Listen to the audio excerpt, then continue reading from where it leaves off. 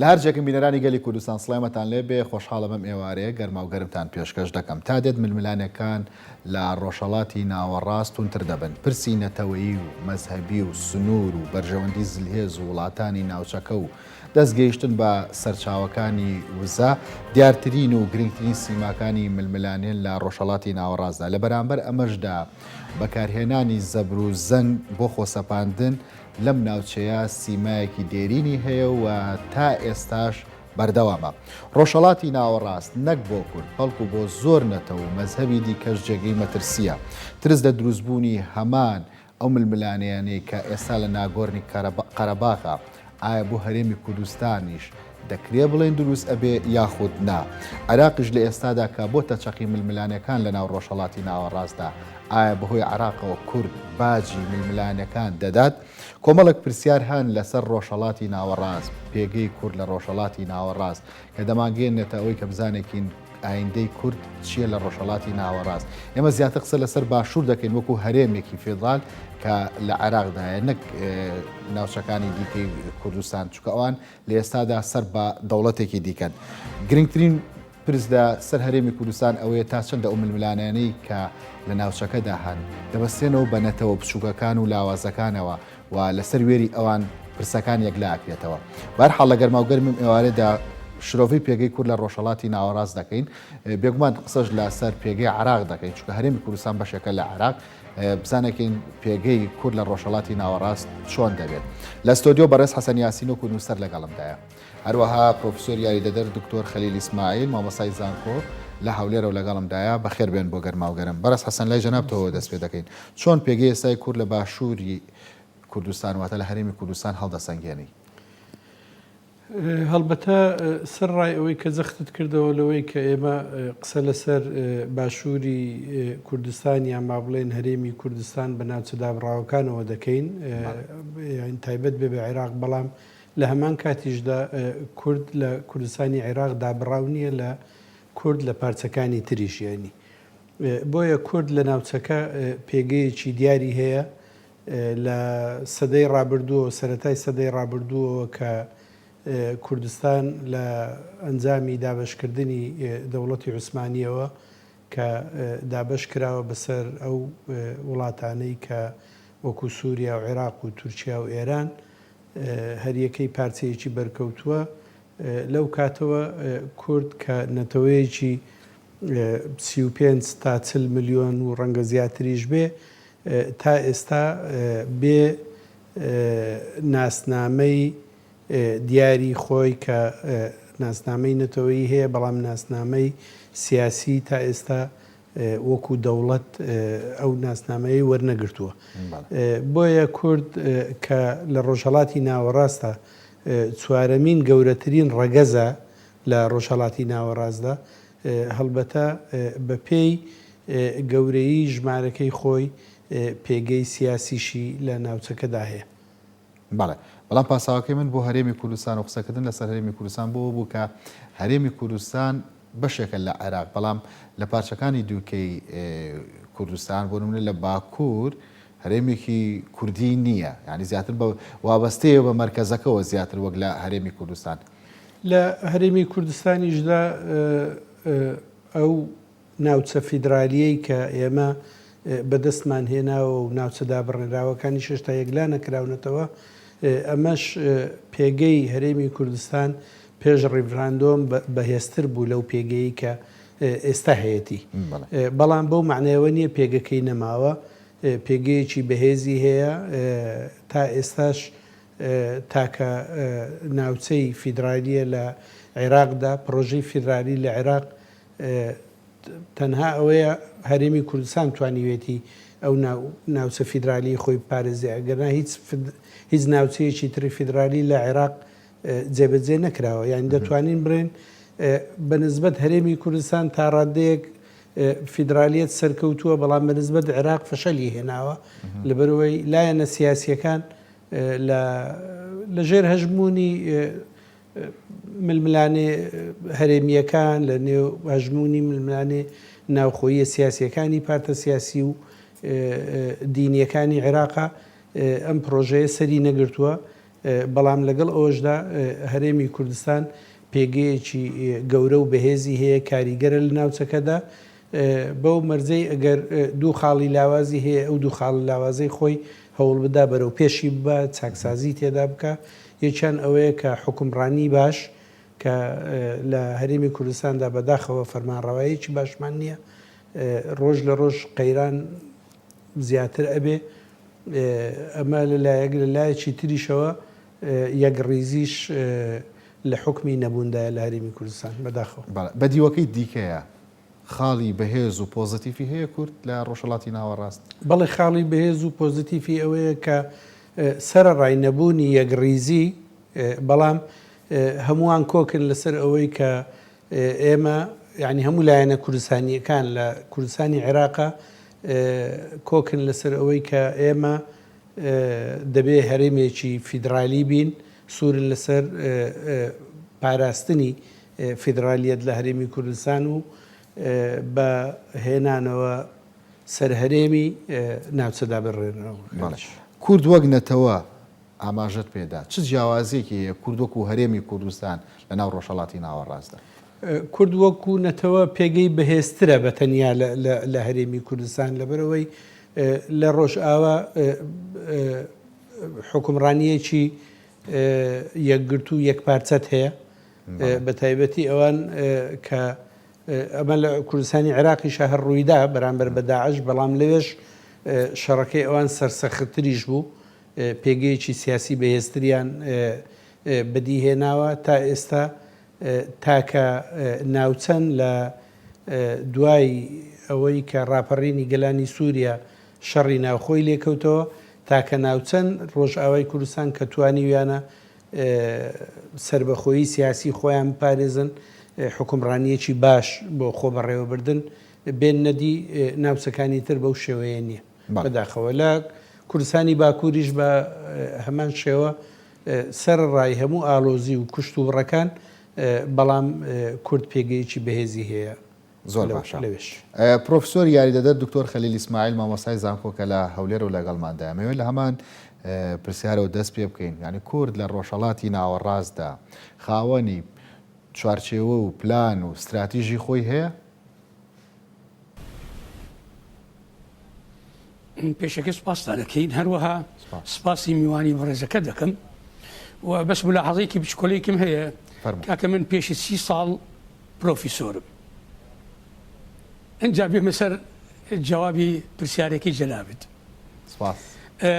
بەنسبەتی پێکەی هەرێمی کوردستان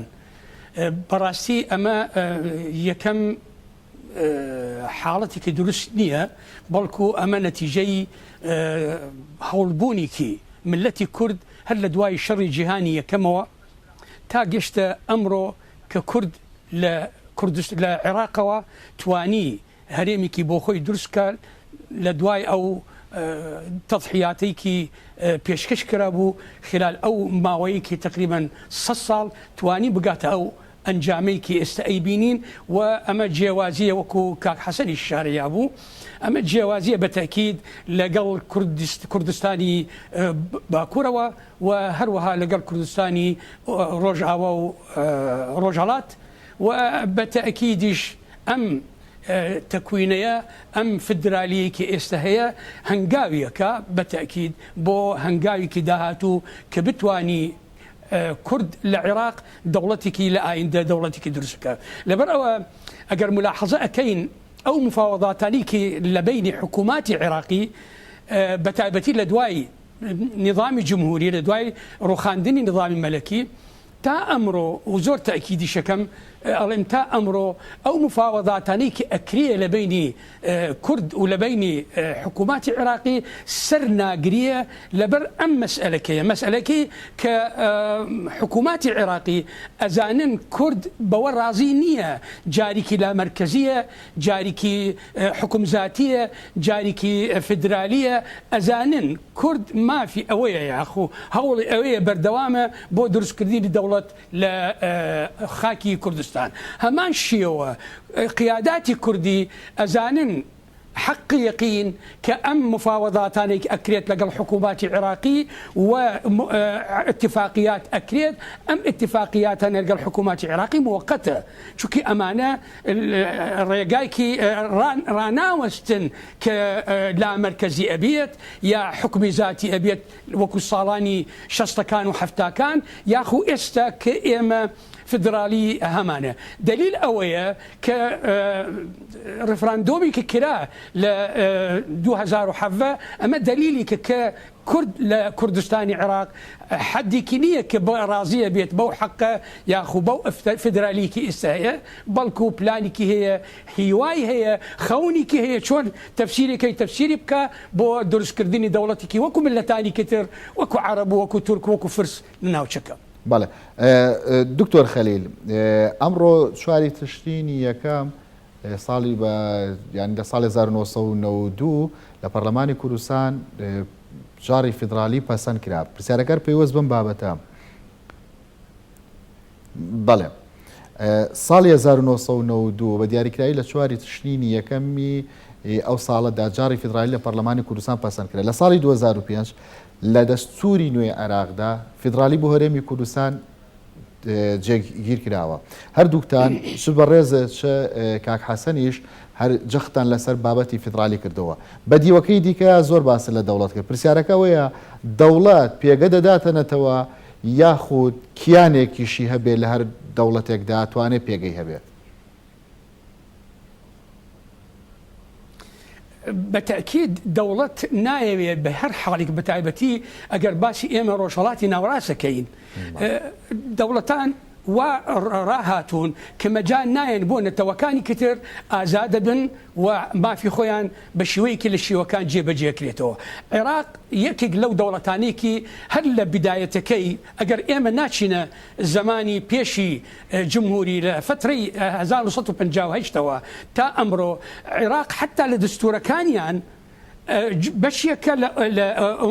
للدولتي لوطني عربي وهروها ملتي عراق بكردكيشة حساب أكريتوا بجزئك للأمة العربية وناتش تعقلي حكومات عراقي كما في كرد بتايبتي لم فترية جيب كريتوا لسر حسابي أواني كتر من قناعتي خوم أم ووضعيك استهيا وضعك بردوام نابيت وأبيه لآينده لعراق كوتاي لم مسألة بكريتوا وكرد دوري كي هبيه لم داهاتوا بله كوتاي بما بهندريت وكرد آينده هبيه شون بلي أجر إيما متابعي كمان هبيت لسر آيندي ناوشي روشلاتي ناوراس محاولاتك بردوامة بو مشروعك هي بناو بانجا بناو مشروع الشرق الأوسط الجديد أم مشروع لهشتاكانوا بداياتك درس كرابو وأمره قشت آستك جيب كردني أو مشروعة لقل مشروع كيشة نخشيك هي أم نخشى أقر سيري بكين أي بينين قران كاري زور كراوة لنا شيء روشلاتي ناوراس بعض الدولتان كم بو مساحتكي بعض الدولتان مساحكي قباركي زياتر بوا وهروها دو دولتك درس كراوة يكي قلوانا بناو كردستان الحرة أو كتير دروس كراوة لناوشكاني لبيني بلوجستان الحرة لبيني أفغانستان وباكستان وإيران واتا كرد لآيندا لم خريطية بالتأكيد آينديكي رول كراوة واستلا ريقاي جيب جي كردنا كعراق لآيندا بالتأكيد وكو خوي ناميني أبيت السيبش بشيكي وكو باسم كرب أبيت كردستان دولتك كردستان وبشي كتر بو السنية كان درس أكريت وبشي سيهم بو شيعكاني عراقوة بالي بروفيسور خليل هلا سرو نقشية بسيارك باوة بيه كي او نقشية جيگیر دەکات لە ڕۆژهەڵاتی ناوەڕاستدا أم نقشية طبعا بلاو بوا من صدفة طبعا يكي لسفركاني كي شون بو أوروبا لە ئەنستیتوتی کوردی لە پاریس دۆزیمەوە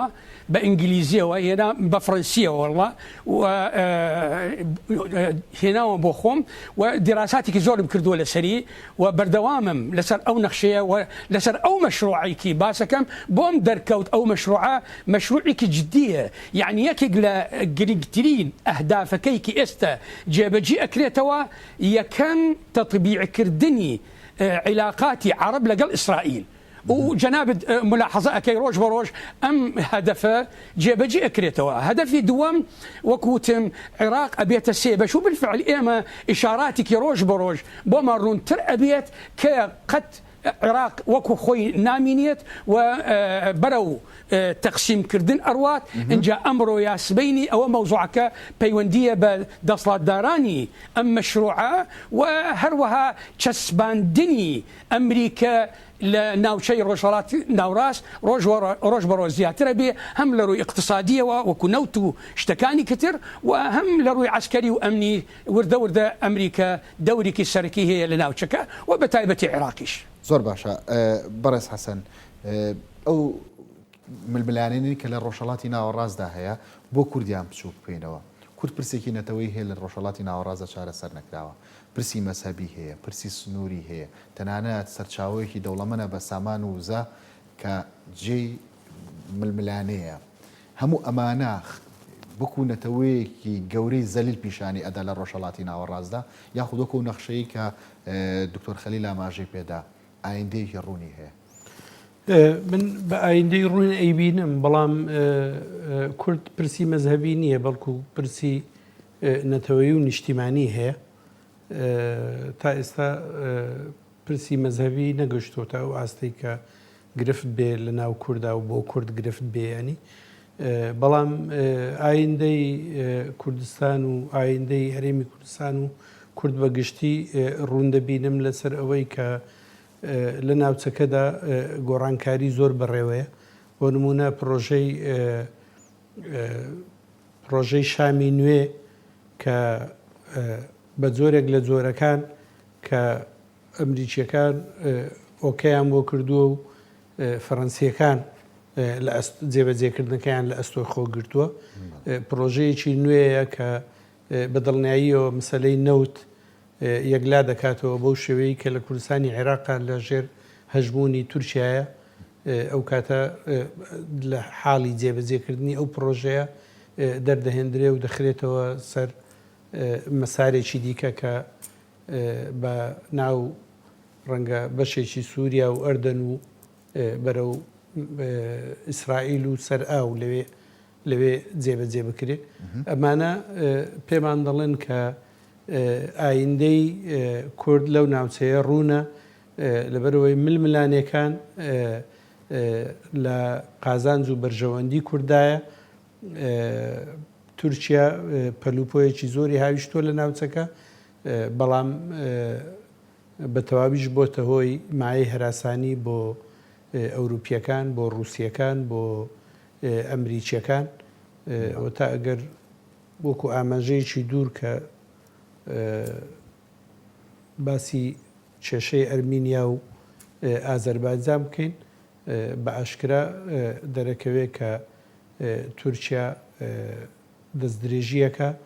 و ڕووسەکانیش بە گەرمی لە پشت ئەرمینیاوان بۆەوەی دیفاع نێڵن ئەرمینیا بە هیچ نەوەیەک لە بەرامبەر ئەو چەتانە بکەوێت کە تورکیا دامیانەکەن هەموو ئەوانە پێمانەڵێن کە ئایندەی مەسەلەی کورد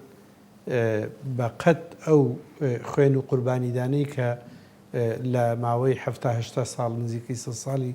ڕابردوودا داوێتی لەمە دووە ڕەنگە بە ئاراستەیەکدا بێ کە بە قازانجی گەلی کورد بشێتەوە. بەڵێ ئەنی ئەم ئایندە ڕوونەی کە هەردووتان ئاماژەتان پێداوا دەکا کورد هەر چاوەڕێ بێت لە ڕۆژهەڵاتی ناوەڕاستدا تا بەرهەمەکە ئەدرێنە دەست یاخو خۆشە بێ خۆی بکاتە کارکتەر لە ناو ڕۆژهەڵاتی ناوەڕاست کورد نابێت چاوەڕێ بێت لە سیاستدا چاوەڕێکردن نییە کە تۆ چاوەڕێت کرد بەجێ دەمێنیەنی بۆیە من پێشتریش ئاماژەم پێکرد کە تۆ لە ناوخۆی خۆتدا کە فەرمانڕەواییەکی باشت هەبوو پێگەکەت بەهێزترە بێ کە یەک ڕیزی و یەکتەباییت هەبوو ئەو وەختە پێگەکەت مەسەن بۆ نمونە لە کوردستانی عێراقا پێگەکەت بەهێز دەبێت. ئێستا تا ڕادەیەک کە بەرەو هەڵبژاردننی پێشوەختین لە عێراق جۆرێک لە تەبایی لە نێو لایەنە سیاسیەکاندا هەیە بۆ ئەوی بە جۆرێک لە تەبایی بەرەو ئەو هەڵبژاردنە بچن بە ئومێدی ئەوەین ئەو تەباییە ڕنگدانەوەی سیاسی باشتری لێ بکەوێتەوە بۆ ئەوی بتوانین لە کوردستانی عێراقا یەکڕیزیەکی باشتر بێنی نەدی و چاکسازیش لە فەرمانڕاوی خراپەی ئێستای هەرێمی کوردستاندا بکرێ بەرەو فەرمانڕاوەیەکی باش بۆ ئەوی پێگەی کوردستانی عێراق بەهێز بەرە حەسەنە پێ ورتر قسەکەین لەسەرەوەی کە کورد چۆن دەبێتە کارکتەر هەرتەنها یەکڕیزیە بابەتەکە یاخود دەبێت کورد خۆی لەگەڵ بەرژەوەندەکانی وڵاتە زلهێزەکان لە ڕۆژهەڵاتی ناوەڕاستدا بگونجێنەوە لەگەڵیان نابێت بە دڵنیاییەوە ئەوەی ئێستا من باسم کرد کە تۆ کە هەموو دەردی دەڵێ هەموو هێلکەکانی خۆت بخیتە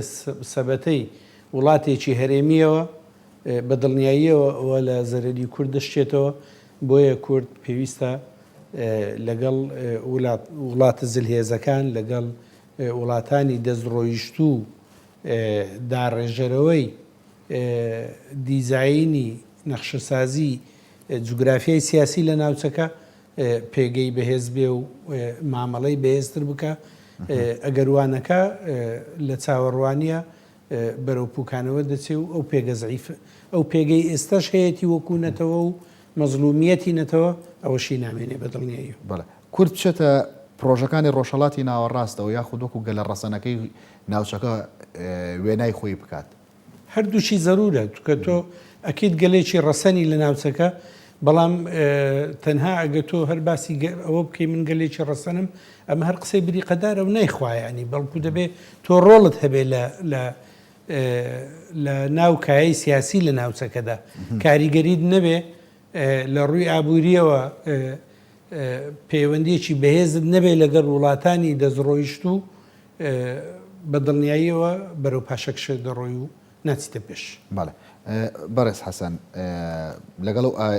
ئایندەڕوونەیە کە بەڕێزت لەگەڵ دکتۆر خەلیل پێشبینیەکەن بۆ کورد لە ڕۆژهەڵاتی ناوەڕاستدا یەک لە لەیدانەوەکان ئەوەیە باس لەوە دەکا کە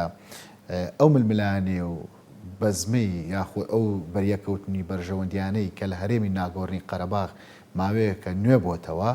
دەگوازێتەوە بۆ هەرێمی کوردستانیش یاخود ئەو خەستەتانە لە هەرێمی کوردستانیشا هەیە تا بۆ جۆرە بەریەکەوتن دروست بێت. لەوێ جیاوازە لەوێ ململانێکە ململانەیەکی دێرینی کۆنە لە زمانی عوسمانیەکانەوە بەرامبەر بە ئەرمینیەکانیانی بەرامبەر بە ئەرمەنەکانیانی بۆیە من ناڵم لێرە ململانێ نییە ئەگەری ڕوودانی ئەو پێکدادانە نییە بەڵام ئەو ئەگەرە زۆر بەهێزیش نییە عنی لەبەرەوەی لە ماوەی حوتە ژمانجی ڕابردوودا هێزەکانی تورکیا بە خەستی هاتنە ناو کوردستانی عێراقەوە بە خەستی هاتن بۆی ئەو ناوچانەی کە هەژمونی پەکەکەی تێدایە داگیری بکەن هەمووی بخەنە ژێر دەسەڵاتی خۆیان هێزی سەربازی ئەو حیزبە لە ناو بن تا ئێستاش نەیانتوانی و هیچ شیان پێ نەکراوە نەیانتوانی ئەو ململانەیەی کە ویستیان لە ڕووی عسکەریەوە یەکلای بکەنەوە بۆیان یەکلا نەکراوەتەوە. بەڵێ بەڕێز حەسەن ئەو ململانانەی کە لە ڕۆژهەڵاتی ناوەڕاستدا هەیە وەک لە پێشەکە ژاماژەم پێدا بە زەبر و زەنگ و خۆسەپاندن توانراوە پارێزگاری لە بەرژەوەندیەکان بکرێت کەواتە ئەمە لە ڕۆژهەڵاتی ناوەڕاست کۆتایی دێت تا حدێکی زۆر ئەگەری ئەوە هەیە کۆتایی بێ لەبەرەوەی بۆ نمونە وڵاتێکی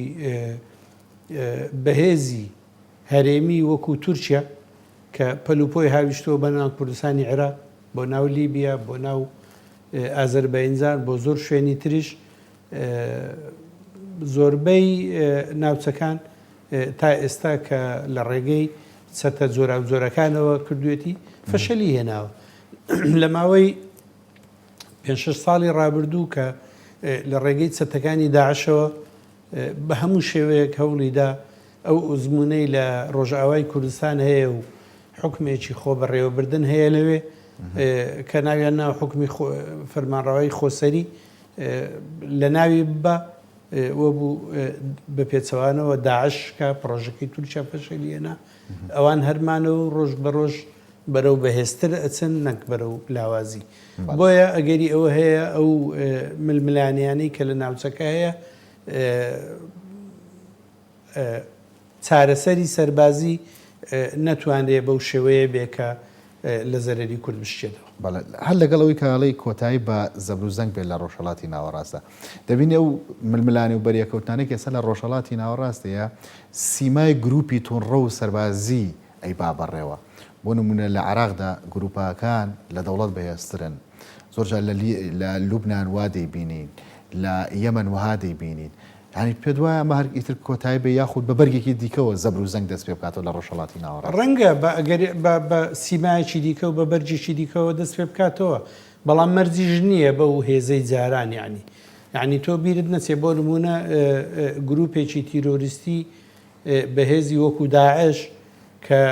گەیشتە ئەو ڕادەیەی کە خلافەت ڕابگەیەنێ دەوڵەتێکی بەهێز دروست بکە کە بەشێک لە کوردستانی بەشێک لە سووریا بەشێک لە عێراق بخاتە ژێرهەژمونی خۆی دوایی بە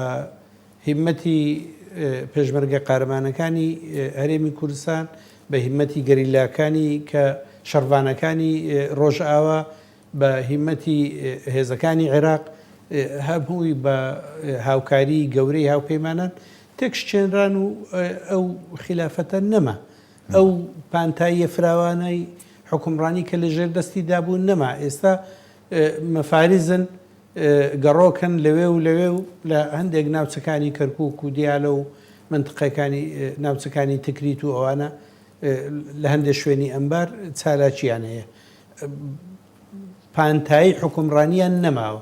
بۆیە ئەو شێوازەی کە گیرایە بەر بۆ پشێوی و ئاژاوە نانەوە لە ناوچەکە لە ڕێگەی گروپە تیرۆریستیەکانە تا حەدێکی زۆر فەشەلی هێناوە بەرەو فەشەلی زیاتریش زۆر باشە. دکتۆر خەلیل ئیسماعیل ئێمە لێرە هەندێک موناقەشە یاخو گفتوگۆمان کرد لەسەر بابەتی زەبروزەنگ و بەڕێوەبردننی ڕۆژهەڵاتی ناوەڕاست کە ئایا بۆ ئایندە بەردەوامە بێ یان نا بەڵام با منەوە پرسیارەشە لێ بکەم لەگەڵیدا ئایندەی ڕۆژهەڵاتی ناوەڕاست بۆ گروپە تونڕەوەکان دەبێت یاخود دەوڵەت شکۆ بۆ خۆی دەگەڕێنێتەوە. وەکو باسم کرد بۆ جەنابێت ئەمریکا ئەمڕۆ محاورەیەکی بەردەوامە لە مێژەوە کە چۆن بتانی ڕۆژهەڵاتی ناوڕاست بخەتە سەیطرەی خۆی هەم لە ڕووی ئابوووریەوە هەم لە ڕووی سیاسیەوە و هەم لە ڕووی عسکەریەوە و ئەو ئەحداثانەیەکی هەن لە بەعضی ناوچەکان وەکو لوبنان وەکو سووریە وەکو یەمەن هەروەها وەکو لیبیە زائداً عێراق ئەمە زیاتر خزمەتی سیاسی ئەمریکا ئەکا و استراتیجی ئەمریکا جێبەجێەکە ئەگەر بە من بڵێ چۆن وایە ئەڵێم ئیران ئەگەر ئەو تەوەسعاتەیەنێ نەبوایە لە بۆ یەمەن و بۆ عێراق و بۆ سووریە و بۆ لوبنان ئێستا ئیران دەوڵەتێکی زۆر بەقوت بوو هەم لە ڕووی مادیەوە هەم لە ڕووی عسکەریەوە بەقوتترین دەوڵەتێکی لە ناوچەکە بەڵام ئەم تەشەنەکردنی ئیران بەرەو شوێنانەکانی کە تێرە ئەمە بە تەکید بوو بە سەبەبێکی لاوازکردنی ئیران لە ڕووی مادیەوە لە ڕووی عسکەریەوە و لە ڕووی تەکنیکەوە هەمان شیوە ئەمڕۆ ئەگەر ملاحەزە بکەین تورکیا بە هەمان ڕێگای ئیران ئەڕوات و بالمناسبە ئیران بە هەمان ڕێگای عێراقی سەدام حوسێن ڕۆی سەدام حوسێنیش پێشی ئیران محاولەی کرد ئەبێتە زەعیمی دەوڵەتی عەرەبی و محاولەی کرد تەشەنەکە لە ڕووی اقتصادی و لە ڕووی عسکەری لە ناوچەکانی تر ئەمڕۆ تورکیا محاولە ئەکە عینی ڕێگای ئیران جێبەجێ بکەوە ئەیبینین محاولەکە تەداخلی بولقانەکە بە تایبەتی یونان و هەروەها بە نسبەتی لیبیا و ئێستا بە نسبەتی شەڕی ئەرمینیا و ئەزربیجان دەورێکی هەیە و لە سووریا دەورێکی گەورەی هەیە بەڵکو لە شونانی کەتر دەوری هەیە ئەمە بە تەئکید ئەمە تەوجیهێکی دعمی ئەمریکی بەو اتجاهە بۆ لاوازکردنی ئێران و هەروەها بۆ لاوازکردنی تورکیا بۆ هەدەفێکی استراتیژیەکی وەکو باسم کرد پێشتر تاکو بتوانی ئەمریکا ئەم مەشروعایکی لە ژیر دەسڵاتی خۆی بە ئاسانی جێبەجێکە چکە مەشروعەکە بەشێک لە تورکیا وەرەگرێ بۆ کوردستانی گەورە و بەشێک لە ئێران وەرەگری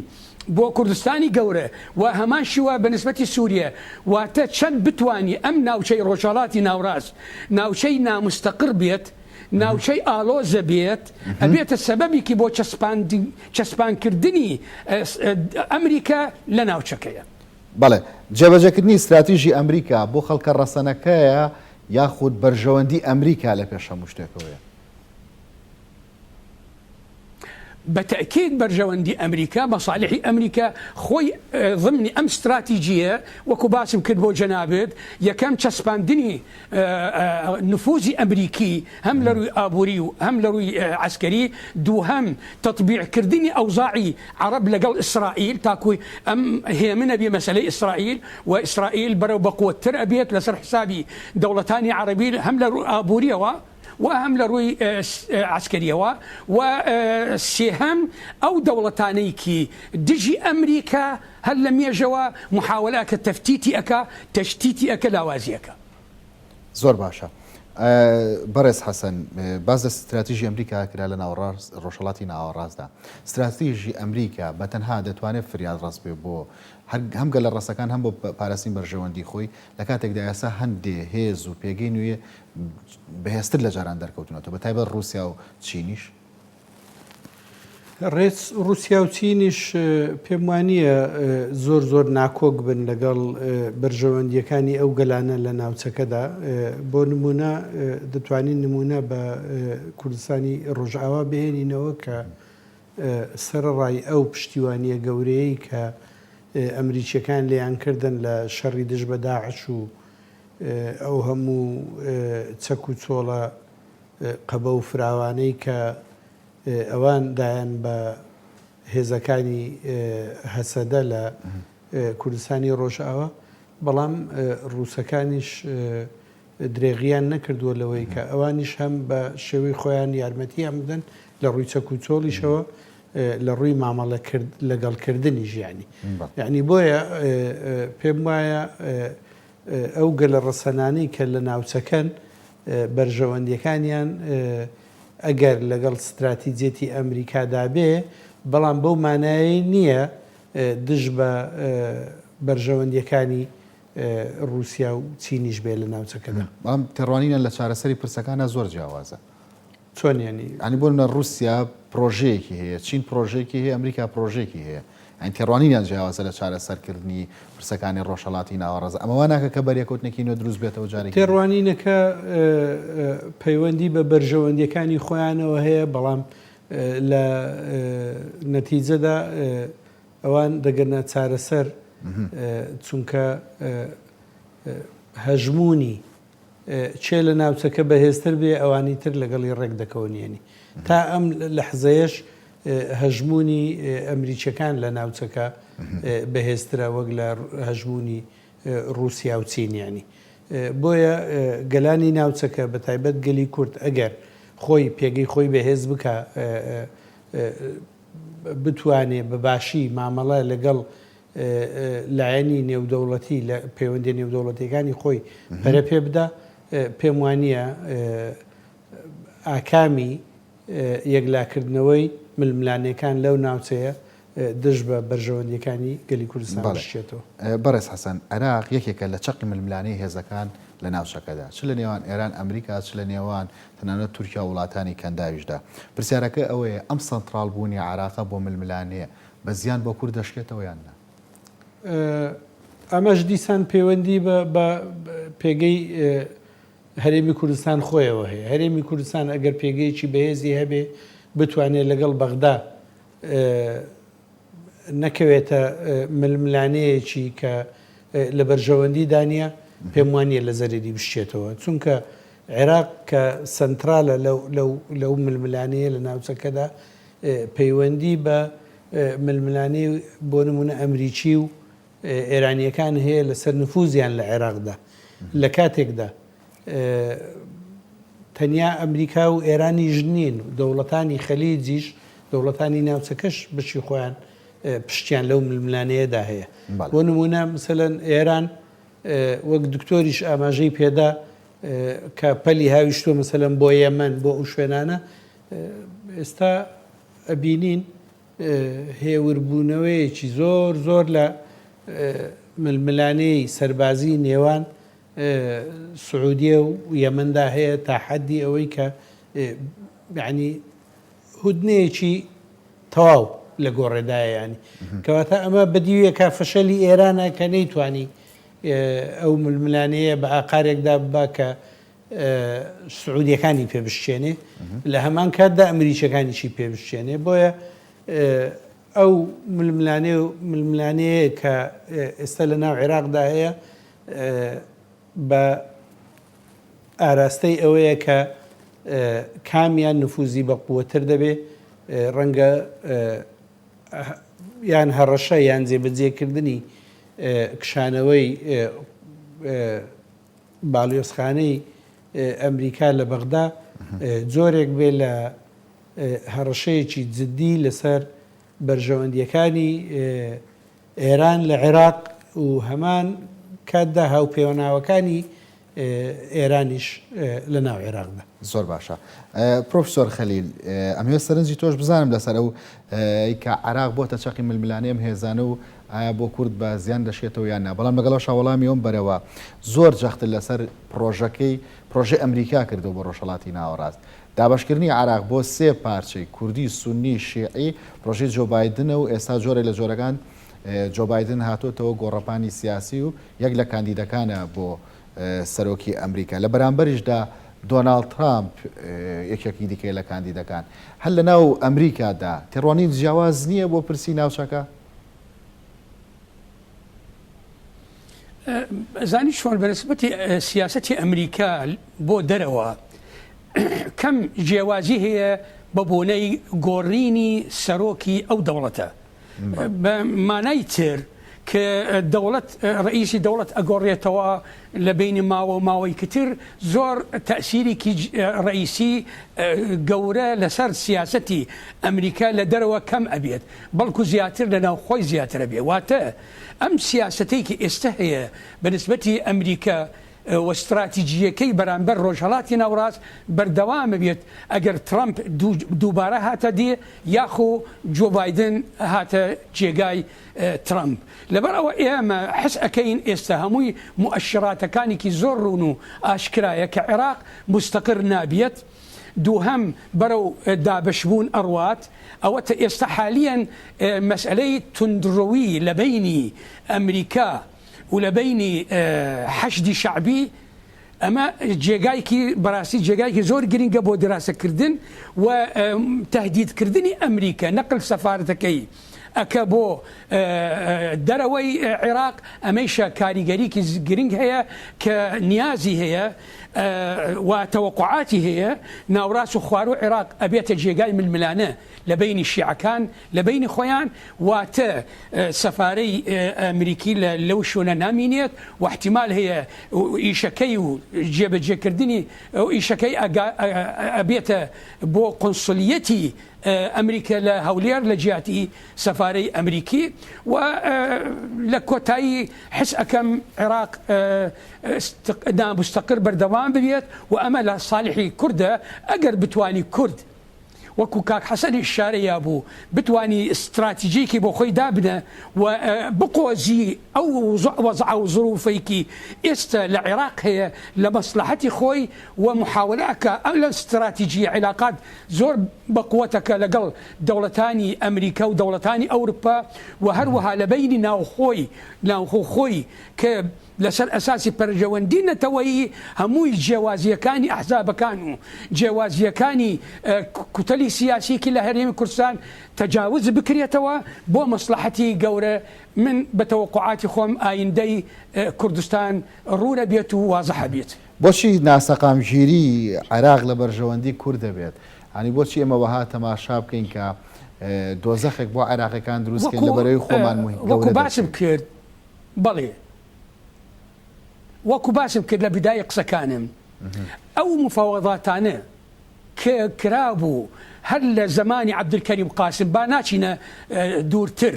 هەر لە زمانی عەبدولکەریم قاسم وەکو ئیشارە یاوم لە بیدای قسەکانم تا ئەمڕۆ و زیاتر ئەڵێم تا ئەمڕۆ ئەیبینین هەردوو لا سقل بە لەگەڵ یەکتری نییە. بۆچی؟ چونکە حکووماتی عێراقی هەر ئەوانەی کە ئێستەیش حکومەکەن ئەزانن کورد کە مفاوەضاتەکە لەگەڵیانە یا لەگەڵیانە دانیشیە مەسئلەکە پەیوەندی ئەوە نییە لە میزانیە و بودجە و ناوچەی دابراوەکان و مەسئلەی پێشمەرگە. مەسئلەکە لەوە گەورەترە بۆ پەرژەوەندی تەسیسکردنی دەوڵەتی عێراقی. هەروەها بەنسبەتی کوردەکانیش یاخو قیادەی کوردی کەیەتەوە مفاوەضاتەکە لەگەڵ حکووماتی عێراقی ئەمە مفاوەضاتی ڕۆژانەیە و ئەگەر نە ئەمە استراتیژی کورد نییە کە قەناعەتەکە بە بودجەی ئەمڕۆ یا قەناعەتەکە بە میزانی ئەمڕۆ یا قەناعەتەکە بە وەزعی کە ئێستا هەیە لە دستوری 2005. پرۆفسۆر دکتۆر خەلیل ئیسماعیل مامۆستای زانکۆ سوپاس کە لە هەولێرە لەگەڵماندا بووی. هەروە بەڕێز حەسەن یاسین نووسەر سوپاس بۆ تۆش. خۆش ئێوەش خواتان لەگەڵ.